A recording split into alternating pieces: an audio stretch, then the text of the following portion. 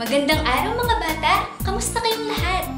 Bago tayo magsimula, tayo muna ay tumayo at manalangin. Sa ngalan ng Ama, ng Anak, ng Espiritu Santo. Amen. Please bow your heads and let us pray. Dear Jesus, please show me how to spend this day sharing your love in every way.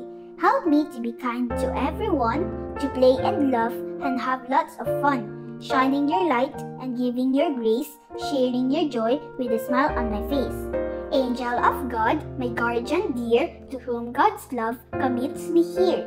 Ever this day, be at my side, to light and guard, to rule and guide. Amen. Mayroon bang lumiban sa ating klase ngayon?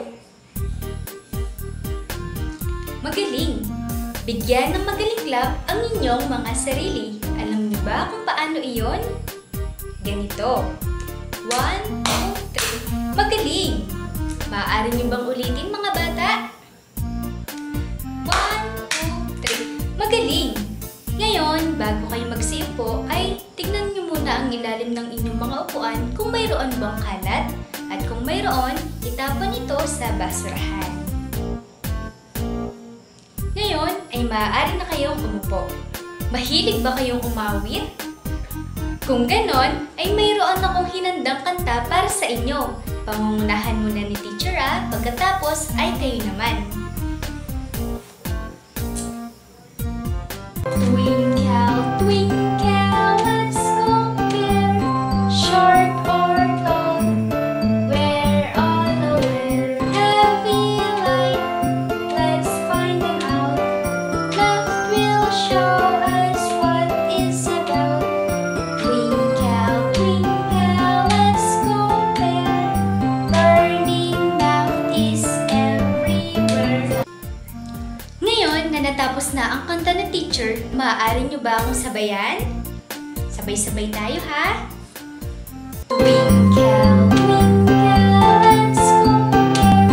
Short or tall, where on the where? Heavy light, let's find it out. Math will show us what it's about. Twinkle, twinkle, let's compare. Learning math is everywhere. Magaling mga bata! Bigyan ng magaling clap ang inyong mga sarili. 1, 2, 3. Magaling! Ngayon mga bata, nakikita niyo ba kung ano ang hawak ni teacher? Tama! Isang pulbo at isang tumbler. Ano kaya ang napapansin niyo mga bata? Isang maliit at isang malaki. Magaling! Ngayon mga bata, maaari ba kayong tumingin sa inyong paligid at tingnan kung mayroon bang maliit at malaki sa inyong paligid? Mayroon ba mga bata? Magaling! Bigyan ng magaling clap ang inyong mga sarili. 1, 2, 3. Magaling! Ngayon mga bata, alam ba ninyo na ang ating kinanta ay mayroong kaugnayan sa ating tatalakayin ngayon? Alam niyo ba kung ano iyon? Tama ang inyong mga iniisip. Ito ay ang pagkukumpara sa maliit, malaki, at mas pinakamalaki. Mabigat, mas mabigat, at mas pinakamabigat. Ito ay ang short, o sa Tagalog ay maikli, shorter, mas maikli, shortest, pinaka-maikli, light, lighter, lightest. O sa Tagalog ay ang light ay magaan, lighter, mas magaan, lightest, pinaka-magaan, long, longer, longest. O sa Tagalog ang long ay mahaba, longer, mas mahaba, longest, pinaka-mahaba, at ang panghuli ay ang heavy, heavier, heaviest. Ano ba ang heavy? Ang heavy ay ang mabigat, heavier, mas mabigat, at heaviest, pinaka-mabigat. Ngayon mga bata, mayroong hawak sa teacher. Maaari niyo bang sabihin kung alin dito sa dalawa dalawa ang mas pinakamalaki? Tama, ito ay ang pentel pen. Ano naman kaya ang mas pinakamaliit? Tama, ito ay ang highlighter. Ngayon mga bata, ano naman kaya sa dalawa ang mas sa tingin nyo na mabigat? Ang tubig ba? O ang bulak? Tama, ang tubig dahil ito ay mas mabigat kaysa sa bulak. Bigyan ng magaling clap ang inyong sarili. 1, 2, 3, magaling! Ngayon mga bata, maaari ba kayong tumingin sa inyong paligid at ikumpara ang bagay na inyong nakita? Magaling! Ang lapis at ang pambura. Ang lapis ay higit na mas mahaba kaysa sa pambura. Bigyan ng magaling clap ang inyong mga sarili. 1, 2, 3, magaling! Ngayon mga bata, muli kayong tumingin sa inyong paligid kung mayroon bang mas mabigat at mas magaan sa inyong paligid. Mayroon ba mga bata? Tama! Ang upuan at ang lamesa. Alin ang mas mabigat?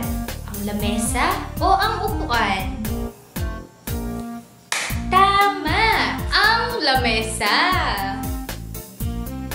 Bakit kaya mas higit na mabigat ang lamesa kaysa sa upuan? Tama! Dahil sa bigat at laki ng lamesa. Dahil ang lamesa ay maaaring buhatin ng 3 o 2 tao. Samantalang ang upuan ay maaaring 1 lamang. Tama! Ngayon mga bata ay mukhang naiintindihan nyo na ang ating tinalakay. Kung gayon, bigyan ng magaling clap ang inyong sarili. 1, 2, 3, magaling! Mga bata, ang ating aktibidad na gagawin ay tinatawag na Quick Fit Challenge. Ngayon mga bata, igugrupo kayo ni teacher ha, ang row 1, row 2 at row 3. Si teacher ay magbibigay sa inyo ng tsaran! Anong nakikita ninyo mga bata? Tama, isang lagayan. Ano ang inyong gagawin? Ang inyong gagawin ay titingin lamang kayo sa inyong paligid na maaaring magkasya sa loob ng lagayan. Si teacher ay oorasan kayo sa loob ng 2 minuto. Kapag narinig ninyo ito, ibig sabihin kayo ay hihinto na sa inyong paghahanap. Ang maraming makuha ay mayroong star. Gusto nyo ba iyon mga bata? Yeah! Very good. Kaya paghusayan ninyo ha. Mga bata, nag-enjoy ba kayo sa ating aktibidad? Kung ganon, bigyan ng 3 palakpak ang inyong sarili at sabihin, napakagaling! 1, 2, 3, napakagaling! Muli mga bata, ano nga muli ang ating tinalakay? Tama, ito ay ang pagkukumpara ng bigat, taas, o liit ng isang bagay. Bakit nga ba natin ito mahalagang malaman? Mayroon bang nakakaalam mga bata? Tama, dahil sa ginawa nating aktibidad kanina ay kailangan nating mapagkasyahin kung alin ba ang tamang bigat o liit ng isang bagay. Ngayon mga bata, tayo ay tapos na sa ating talakayan. Si teacher ay magbibigay sa inyo ng isang takdang aralin. Ngayon mga bata, bago tayo magtapos sa ating aralin, si teacher ay magbibigay ng assignment. Ano kaya ang assignment na iyon? Ang assignment na inyong gagawin ay sa long bond paper, humanap kayo sa loob ng inyong tahanan ng 4 na larawan o picture. Isang larawan na magaan, isang larawan na mabigat, isang larawan na mahaba, at isang larawan na maikli. Muli mga bata, ilang larawan nga ang hahanapin?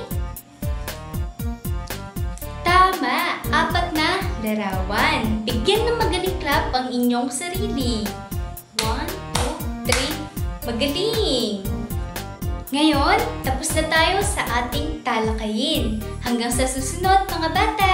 Paalam!